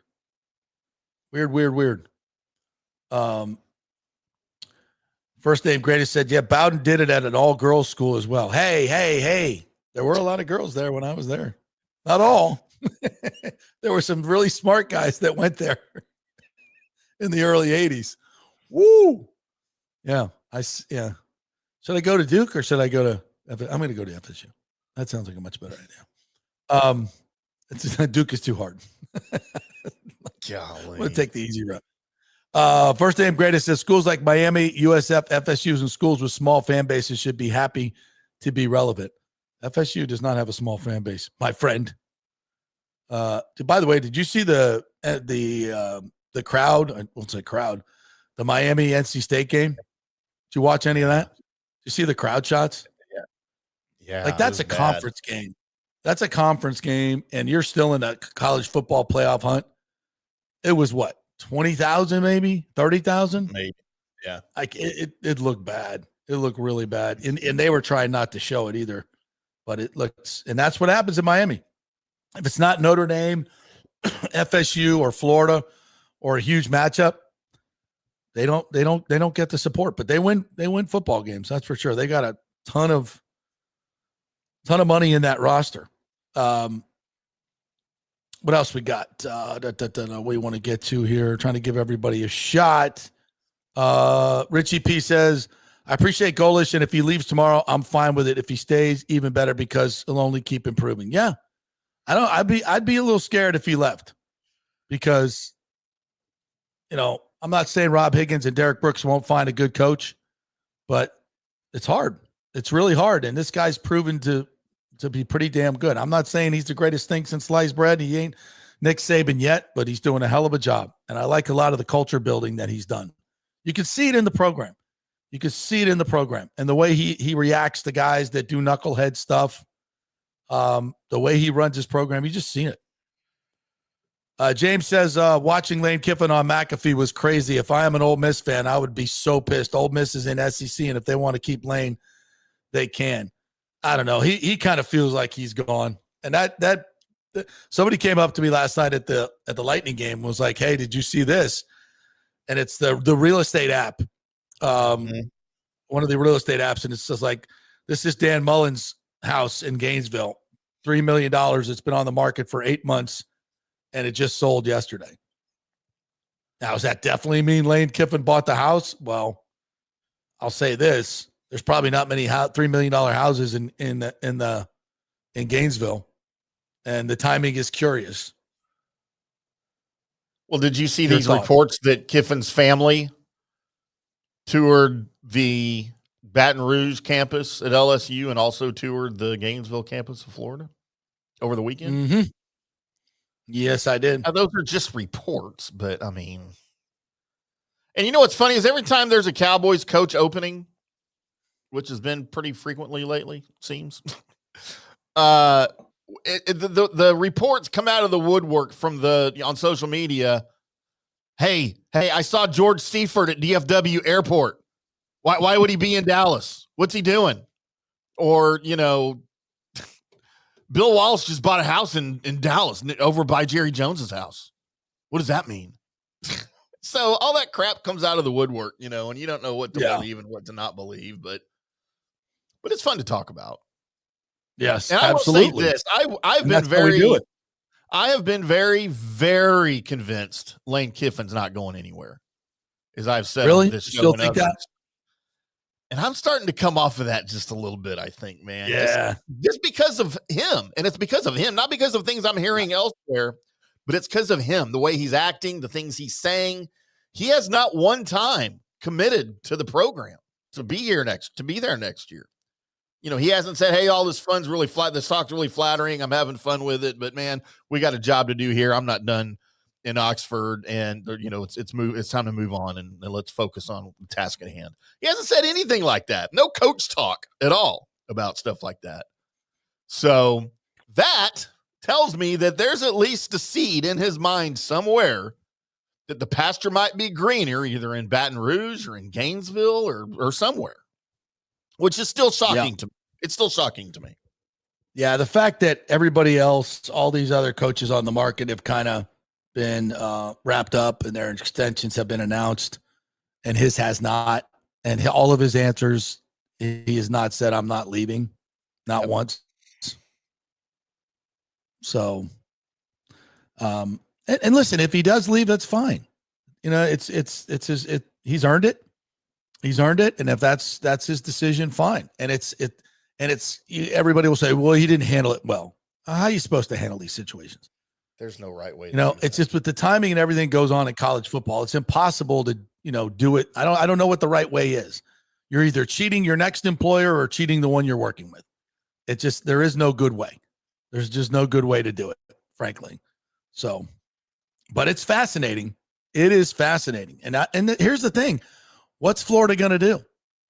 What's LSU going to do? I mean, all of these, whoever they hire, I'm telling you right now, if it's not Lane Kiffin, you're going to be bitching. right? If it's not Lane, you're going to be bitching. The fan base is not going to be happy. If it's not Lane or Nick Saban. And I don't think Nick's walking through that door anytime soon. No. I think he's done. But I he does have to sit next to McAfee every week. So there's that. Greg Auman reporting from practice today. It's a walkthrough for Bucs today. Bucky Irving looks like he did last week. Ben Bredesen still an observer with the sleeve on. Jamel Dean standing on the sideline. Didn't see Godwin, but we didn't on this day last week either, and he did practice, we're told. New injury for the Bucs. Chris Braswell did not practice today and looks to have his right ankle wrapped.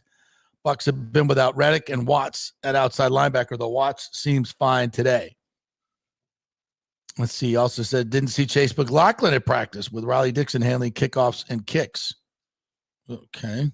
Could be illness. I don't think he's hurt. Said also didn't see Reddick at practice. Bowles has said Monday it was too soon to know if he would practice this week. He missed 3 games with an ankle sprain. Need to get him back. I think that's really hurt really, you. really Yeah, more than we've talked about. I think the loss of Reddick's really hurt you. Yeah.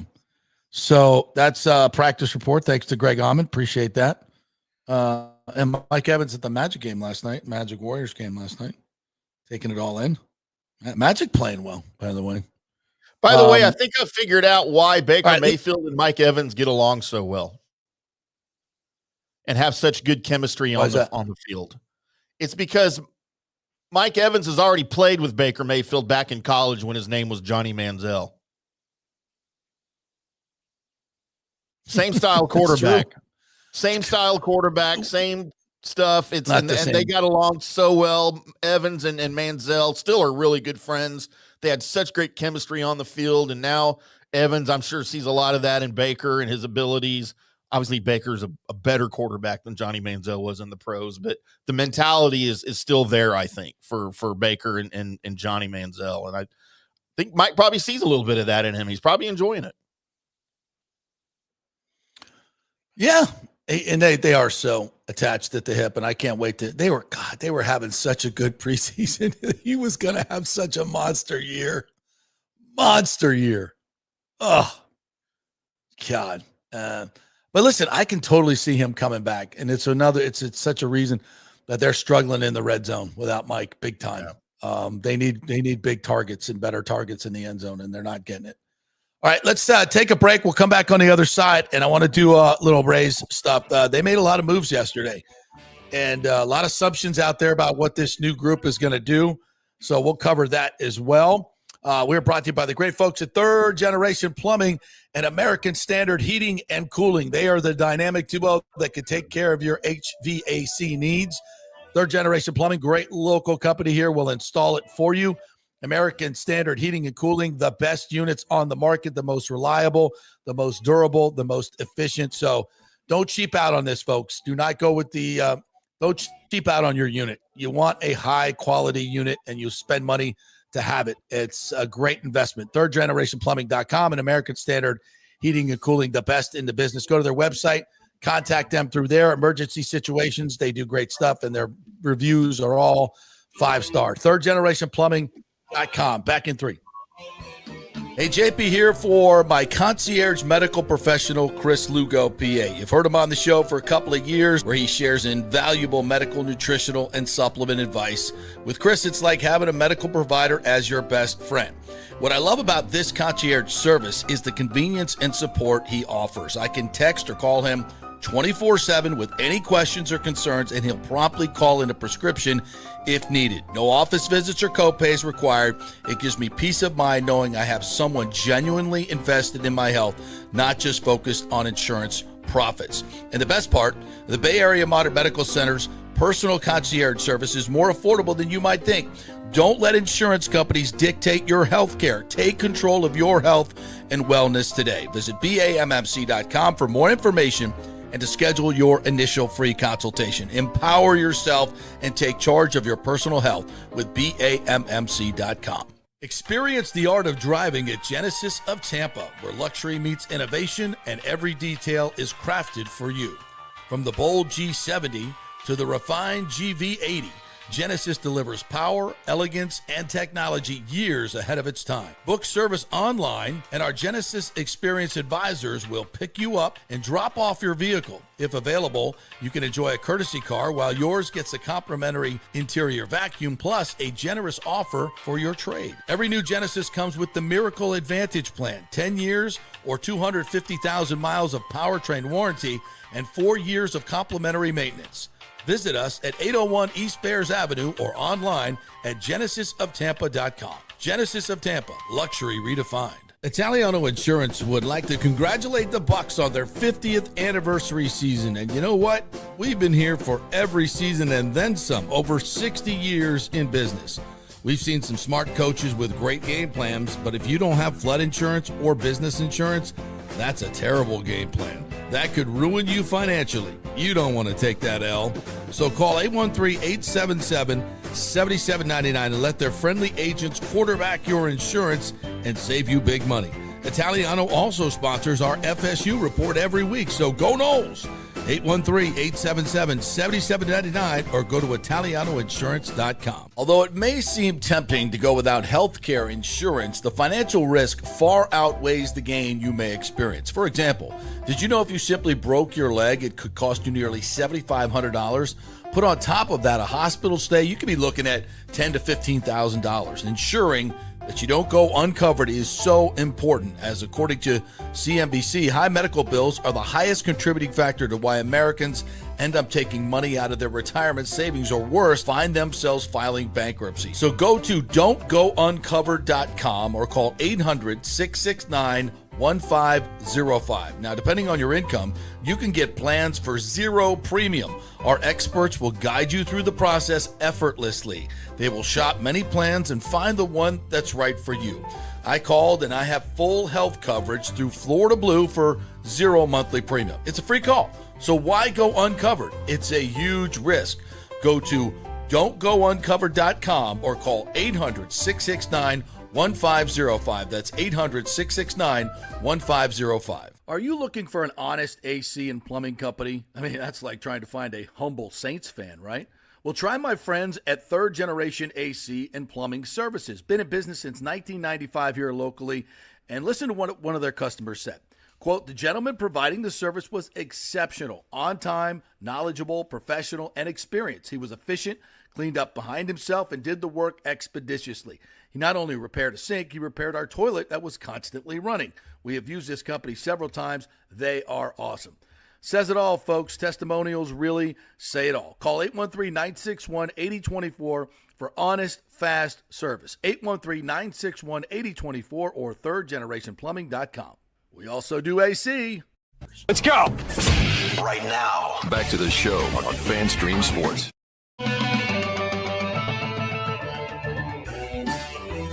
All right, welcome back to the JP Peterson Show, brought to you by the great folks at Onsite Construction Restoration. OnsiteConstructionFL.com is the website if you're looking to build residential, commercial, add on to your home, renovate. They do all that stuff. OnsiteConstructionFL.com is the website. Check them out. Good folks over there. All right, I want to get to the Rays here, but a couple more comments that I want to get into. We'll see some new folks in here. Lance Simon, welcome in, Lance. Good to see you in here. Some people forget that USF is still a relatively young football program. Golesh is still a young head coach, and they both will go through growing pains. Yes, voice of reason. Thank you, Lance. Appreciate that. Someone, Richie P, is saying, and I just can't stand this, that George Carlin was a true liberal and would definitely be one today. A woke liberal? No, he wouldn't. Bill Maher was a liberal too. Depends on what your definition of a true liberal is. I mean, it's true liberals aren't woke liberals. I mean, in my definition, but I don't think. What else we got in here? Michael LaRue, kind of love this. He said Hassan Reddick had 1 sack in 10 games last year. Bucs top 4 pass rushers, Yaya, Nelson, Braswell, and Reddick have a combined 11 sacks last year. This was never a good plan. Well, it wasn't the only plan. And you know, Reddick, we're looking at and we're saying that wasn't him last year, right? It was the previous 5 years where he averaged. Consider his body of work before last year. Yeah, that's what you're doing. I think we all were kind of okay with the Reddick signing. And remember, it was $14 million for 1 year. Your options were to try and trade for one of these, Myles Garrett, give up 3 first-round picks, and then pay him $45 million a year. I don't think that was a good option. Mm-hmm. So, Michael, now here's where we could get a little some criticism. Could we have done more in the draft? Have there been guys, and I haven't checked, the top pass rushers, how are they doing this year in the draft? The ones that we actually had a shot at where did we draft last year? 19 was, yeah. Yeah. And there still were a few guys on the board, but Ezeraku, I'm not sure if he's done a whole lot this year. Rookie of the year. He's in rookie of the year standing.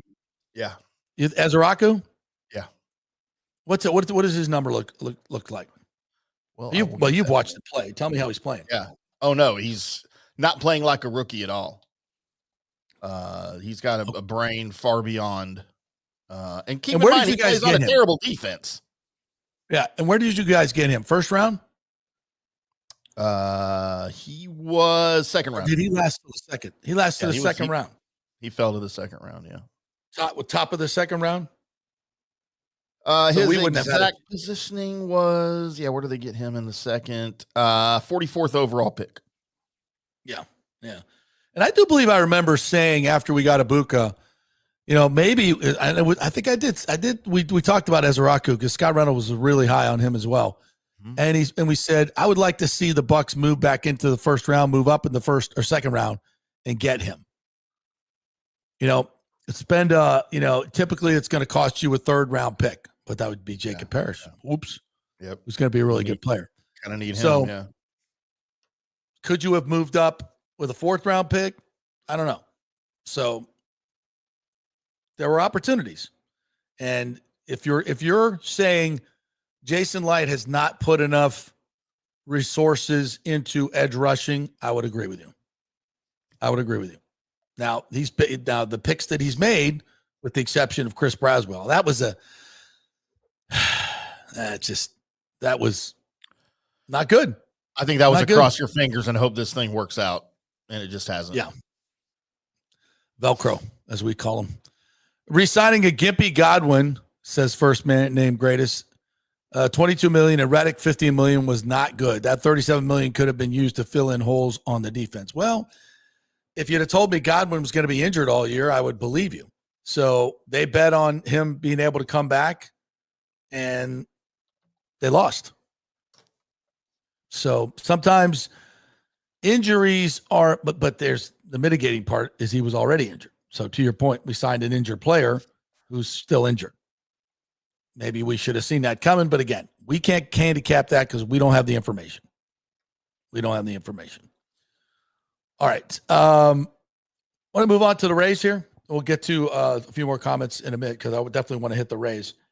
So they made some moves yesterday, and there's a lot of names that you guys probably don't know, and I don't know, and I don't want to get too far into the weeds with it.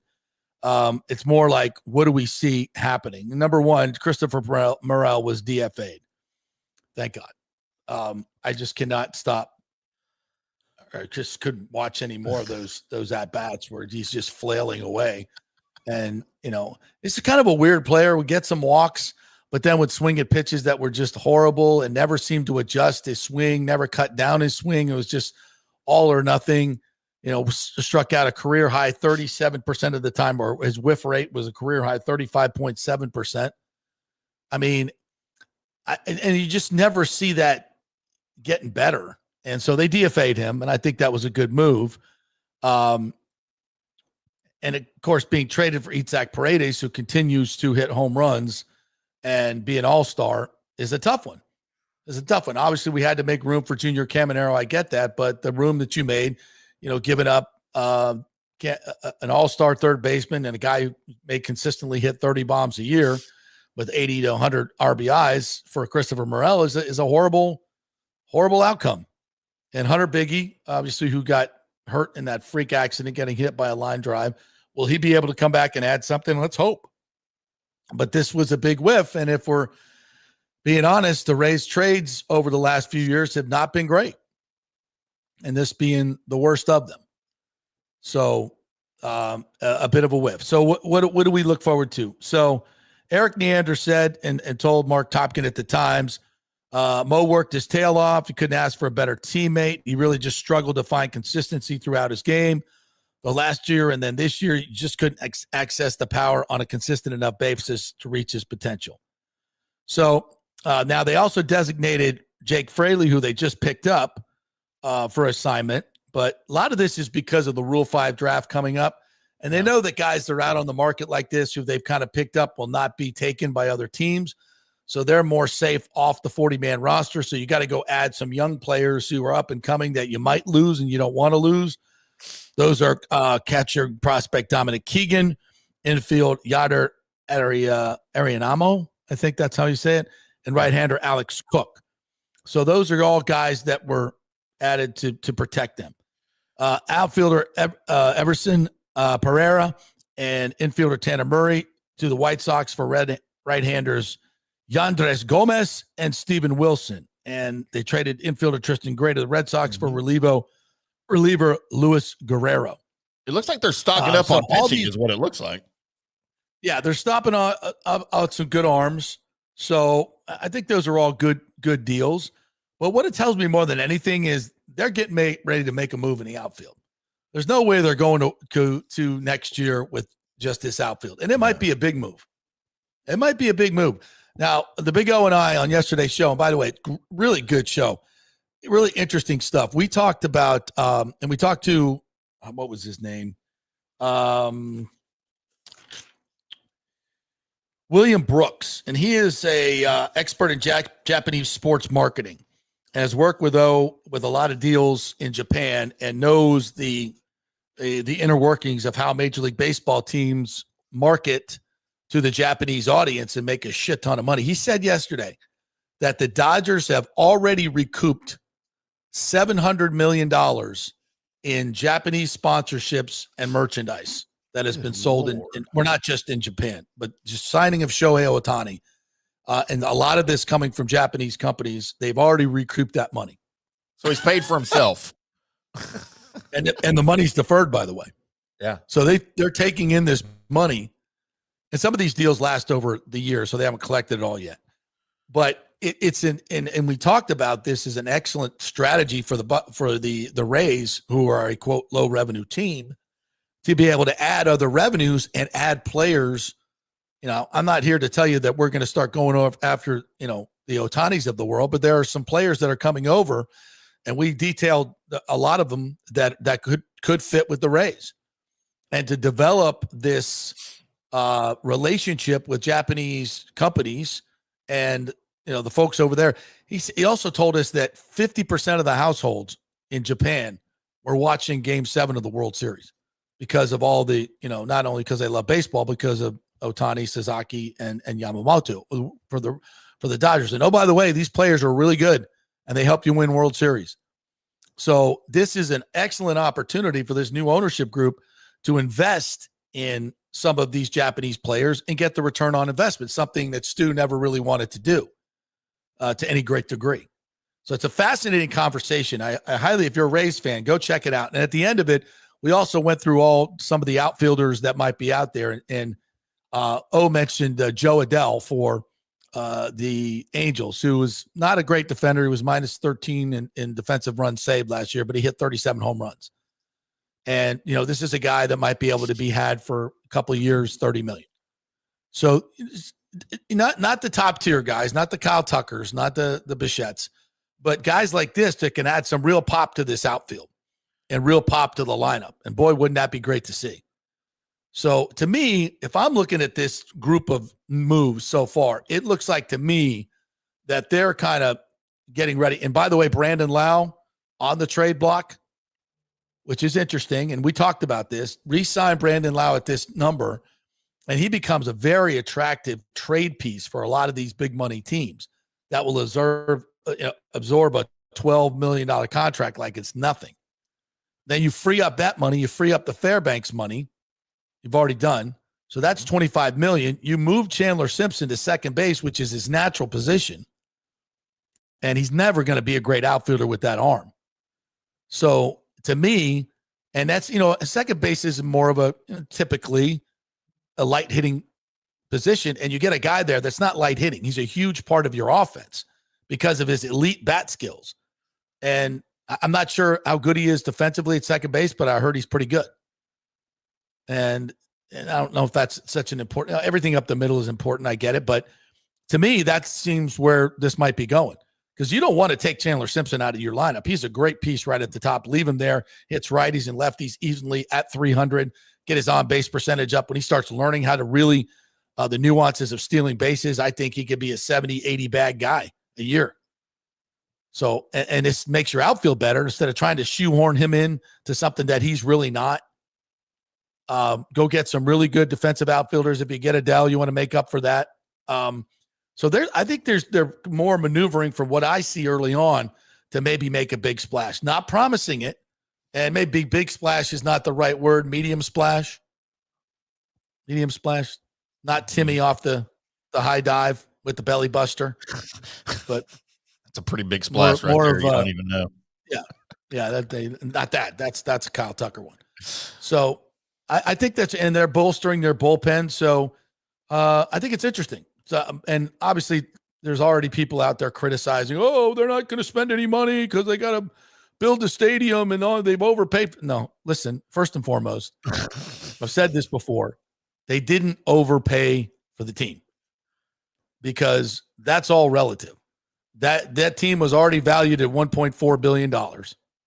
And they actually paid 1.52 because Stu retained 10%, which they'll probably buy him out of, I would think, relatively soon when the revenue starts coming in. And typically those numbers that they're valued at are all guesses by Forbes and whoever's doing these, because they don't see the real numbers. The Rays actually, the new ownership saw the real numbers. They know what the real numbers are. And so how you can say they overpaid, and typically these estimations are about 20% less than teams are purchased for anyway, except for the Orioles. They got that one right.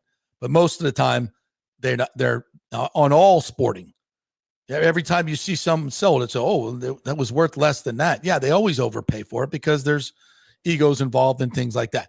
And the fact that, the money that's going in to build a stadium, it's, that does not affect what your payroll budget is, because we're talking. So if they go from 90 to 110, 120, 130 this year, 30, 40 million in a year, these stadiums are paid for over 30 years. Plus, they're not just building a stadium. They're building a huge real estate development. And the amount of money that they're going to borrow on this deal is ridiculous. And so you need the cash flow, obviously. But the stadium build and the other builds have nothing to do with your payroll. Nothing. Or certainly should not. Yeah. It's not like they have to write a check for this stadium right away. It's all going to be financed, and there'll be public financing that comes into it. Typically, debt service on a stadium, it depends on how it's done for the teams, but it could be $30, $40 million a year. That's it. You're not writing a $2 billion check. So it should not and never does affect the actual payroll to 10, 20, 30 million when you're talking about building a stadium and amortizing it over to 30, 40 years or whatever it is. And the revenue you're going to be counting on coming in from all these other revenue streams. So I don't think that's really a thing. And from what I've been told from this group, they want to incrementally increase the payroll and understand that it was being kept artificially low, even based on the revenues that were coming in under Stu. He was spending percentage-wise less at the bottom three of the entire Major League Baseball. That's just percentage of your revenues. If he'd have spent to 50% of his revenues, like most clubs do, he would have been well into the 150s. So this group that's what they're looking at, where they should be, not what they've historically been. Thank God. And clearly that's the way to go. All right. Anything else, Timmy, that we need to get to? Any other comments? No, but I will tease for tomorrow, JP, when we get into Bucs talk tomorrow. I have identified 2 off-season free agent targets for the Bucs that could help their pass rush. Ooh, for next year. I'm interested. You're just going to tease that on me? Yeah, it's a tease. That's why we call it a tease, Okay. JP. Okay. I am interested. I wanted to, I'll take just a couple minutes and Timmy, I sent you a couple pictures yesterday. Maybe you'll throw it up since we got a few minutes here at the end, of me and my pops. Yeah. And I just kind of do this because I put a post on Facebook and about my dad's passing. And I wanted to, since I don't want to do it off the top of my head, I'm going to read it. And it's got a lot of response. So I just thought maybe I'd share it on the show as well. And a lot of you guys, and I really appreciate you, Daniel Rivera. I saw your nice note in there, and I've gotten so much outpouring of sympathy, which was probably something I was trying to avoid when I didn't want to post about it. But I really appreciate it now and that I've gotten it. And I really appreciate everybody reaching out. I can't tell you how much that's meant to me. Because like I found out, interestingly enough, we've all had a lot of really complicated relationships with our dads, especially. And for some reason, I've had, Orestes' dad passed 3 or 4 weeks ago. Then my dad passed, and I've had a bunch of friends whose fathers have passed recently. Like recently, it seems to be like an epidemic going on. So a lot of us are going through this. So here's what I wrote. So I wasn't sure I was going to post about my dad's passing last week. I just wasn't feeling it, just being real. Today feels different, and I'm not going to pretend it was perfect and it was complicated, but you did your best, and that's enough, Dad. Much to forgive and be thankful for. As I grow older, I see your imperfections were just being human. I've made so many mistakes, but never intended to hurt or disappoint anyone. But I have, and so have you. We are all human, sinners and saints, depending on the day and the perspective. I will remember some great times, as I said at your very well-attended 90th birthday. You started slow, but finished strong. I will never forget that picturesque January day at the Rose Bowl in your hometown of Pasadena, where you played your college football for Caltech in 1949. You had not been back since. 64 years later, we watched my beloved Seminoles win the national championship.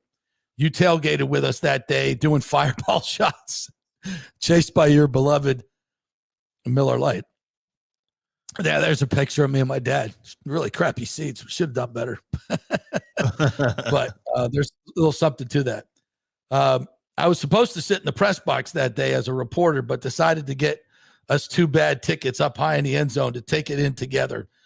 One of the best decisions of my life. You said it was one of the best days of your life. And I've carried on that father-son FSU tradition, taking my son Cullen to a game every year. Now that's the good picks right there. Look at me in front. That's me in front.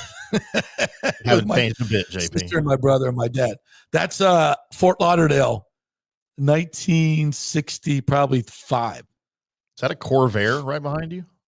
It is. Nice. Yeah, Nicely done. That? Yes. It's our house on 13th Street in Florida. And you know who lived on that block? Wayne Huizenga. They were good friends. Wow. Former owner of the Dolphins. I said, thanks for helping me through college, through life, being there when you could. It was always funny to say, I love you, Pops, and you would never say it back.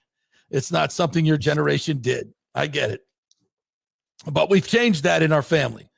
So that's good. I hope I made you proud, Dad. Love you. And there's I got a little choked up. There's all right. Link on my Facebook page that goes to his obituary. You can read about my dad's life. That was quite incredible. Designed a 7 Seas Lagoon over there at Disney, and we're going to have a celebration of life over there for him over Christmas with my brother and kids coming in. So, yeah, a lot of us go through it in life, and there are good times and bad times, but you remember the good ones. And remember, as a parent and as a child, we're not perfect. We're far from it. And, we never know what our parents are dealing with, but as you get older, you have a different perspective. Yeah, So, it's funny, JP. I lost my dad in 95 at the young age of 20. I guess I was 25. 7 years and 1 day on the calendar after I'd lost my mom at the age of 18 in 1988. And me and my dad got a lot closer after my mom died. She died of breast cancer. My dad and I got a lot closer after the death of my mom. And he died suddenly, unexpectedly, actually, while he had moved to Denver, Colorado. And I was on the phone with him watching an Aggies game on the phone as we were both watching, and we were yucking it up, drinking beer because we couldn't be in the same room together watching it. And our connection got disconnected. Weird. Called him back, busy signal, whatever. Later that night, his wife, who he had just married, who I don't really refer to as my stepmom because that would be weird, but called me that night letting me know that my dad had passed away, sitting in his chair, apparently watching the game and talking to someone on the phone. Yeah. And of course, I told her, I said, well, that was me. And however many years now, that was 30 years ago now, it doesn't get any easier, man. My thoughts and prayers with you and your family and Big O and his family. And it's rough. And, our fathers you and I are fortunate enough to have had our fathers have a huge impact in our lives. Not all are that lucky and that fortunate. And I understand that. And, like you said, the relationship is never perfect. No. But later you realize and you cherish it for what it was and for the person that made you and the person that your father helped mold you into. And that feeling, that appreciation never goes away. And you'll carry that with you and instill that in your own children for the rest of their lives. And that's something very special we can take with us.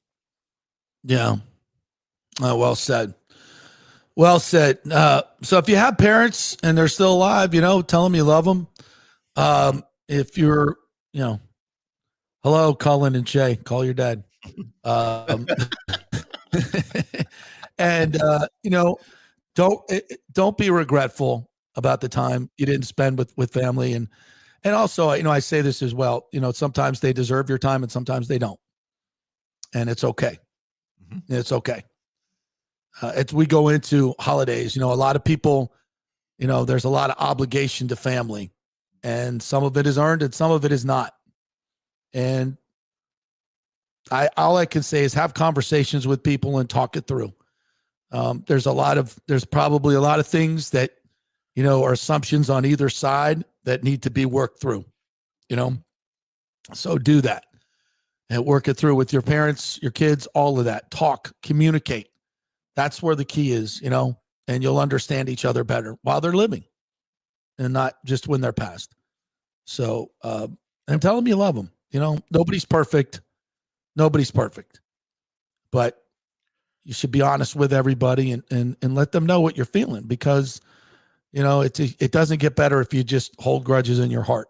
I've done both, and it's a mistake to hold it. It definitely is. Talk it out and get to a better place. But more than anything, start spending more quality time with the ones that you love. Don't just text them, call them, do a video call. It's even better. It's almost like you're there, and do it more. Take time to do it. Think about what we spend our time doing, how much effing time we scroll, and turn that time into quality time with the people that you love, and make sacrifices to do it. It sucks getting on a plane sometimes. Sucks driving to Orlando. Sucks driving to wherever. But it's worth it. If they've earned it. It's worth it. And, and I'm not talking about perfection. They don't have to be perfect, but they're doing their best.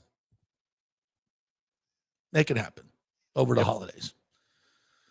All right, that'll do it for us today. You want some breaking Buccaneers sports news real quick?